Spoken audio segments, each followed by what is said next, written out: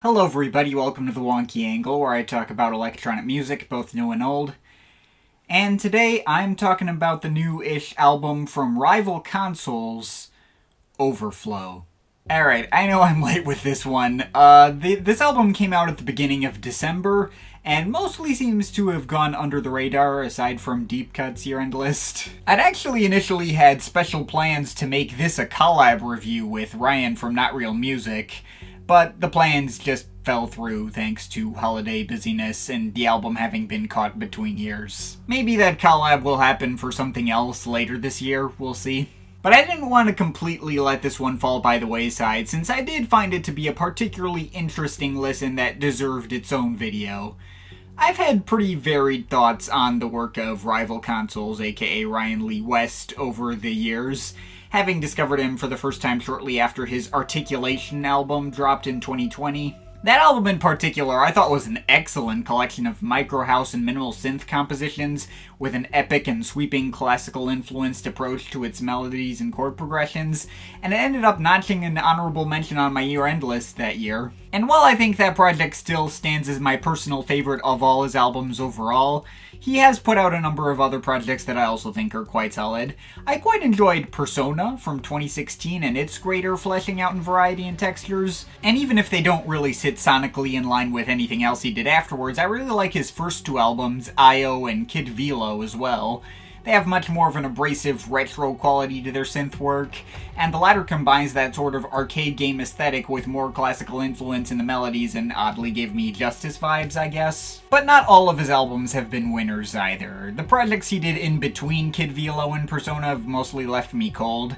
Projects like Night Melody feeling particularly uninteresting to me. I guess Howl from 2015 had its moments, but I think that one mainly left any kind of impression in my mind because someone specifically Patreon requested it and I had to do a video on it. Still distinctly remember that one being a real mixed bag and probably wasn't as effective a starting point for him as I think that requester hoped it would be. The best moments of this guy's catalog have certainly left enough of an impression for me to be interested in whatever he might be doing next, but there was not a guarantee that this was going to be an absolute stunner. And while I wouldn't say this latest album was outright great for me, obviously missed the cut from my year-end list, I did think it was pretty damn solid. Overflow is definitely his most well-varied and fleshed out album to date, like an expansion on what he did in Persona. Even if that album is probably still more consistent, this one has higher high points and might be slightly stronger as a whole.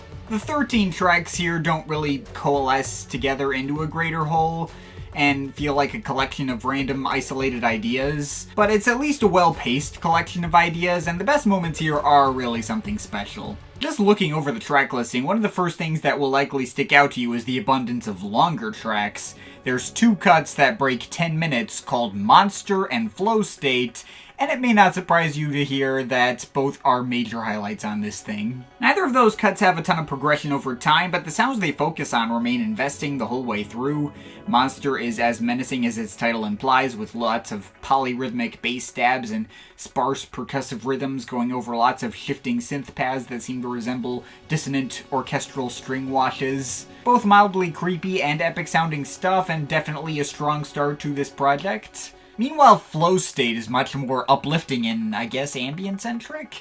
A lot of waves of synth arpeggios that ebb and flow and lots of different ambient paths that come and go. This one does have quite a bit more progression over time than the opener, with even some sections that have a bit stronger beat work.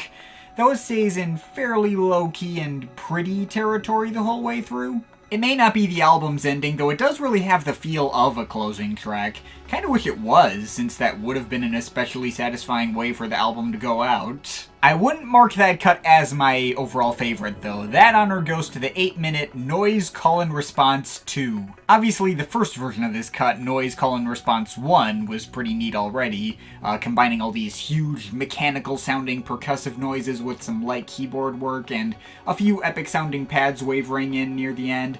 Really unique-sounding stuff that really sticks out in the best way, but it's the second version that really takes these ideas to another level. The track starts out exactly the same with those big mechanical noises, but progresses into totally different territory from there, featuring a much stronger UK garage influenced beat, building into epic synth string washes, And then finally closing with 2 minutes of flickering and intense ambience that reminds me a little bit of, say, Outaker's All End. This cut all on its own is flat out excellent, the easy highlight of the entire project for me. And there are plenty of other solid moments sprinkled throughout as well.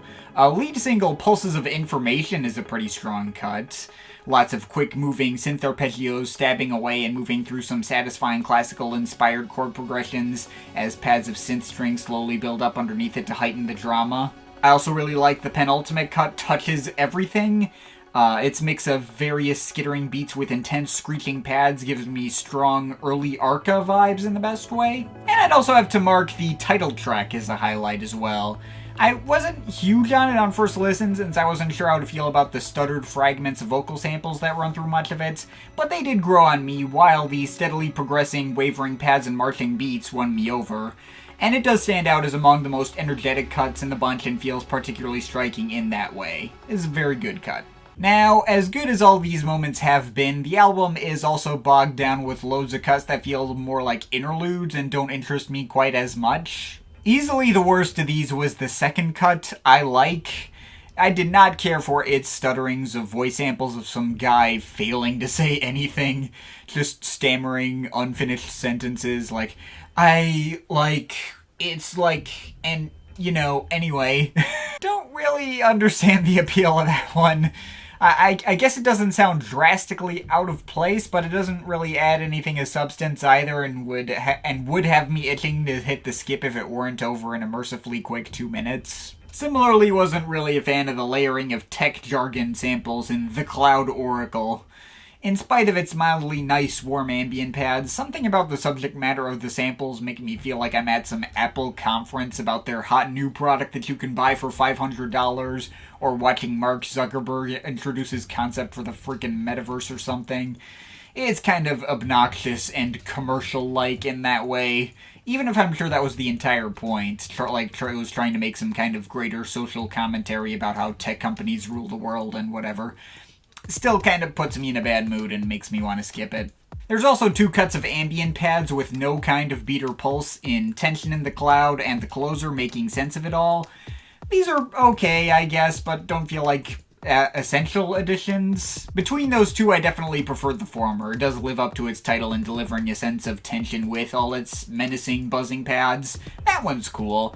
Though the closer I could take or leave. Well, I suppose it makes sense as a closer, it's a fairly cliched one at that, and its ambient pads just don't feel especially striking or interesting, or even have much of any emotional resonance. It's just kind of there. There are 2 more ambient-leaning cuts that at least have a bit more interesting sound design, even if I don't know if I'd call them major favorites. I guess Hands is pretty neat with its low-key synth chords that sort of resemble harpsichords, combined with some occasional, more dramatically building pads and minimal ticking clock percussion. I guess the title feels like it's referencing clock hands. Not a track I'd ever find myself especially looking forward to, and not so enamored with it that I feel like it's an essential part of the album, but it is a pretty interesting one-off idea. It's nice. I also think Scanning is pretty cool. Its minimal synth effects do in fact sound like some sort of scanning machine, and the lo-fi pad washes add a bit of dramatic effects. That's a pretty cool little moment, and makes for an effective bridge between Noise Call and Response 2 and Flow State.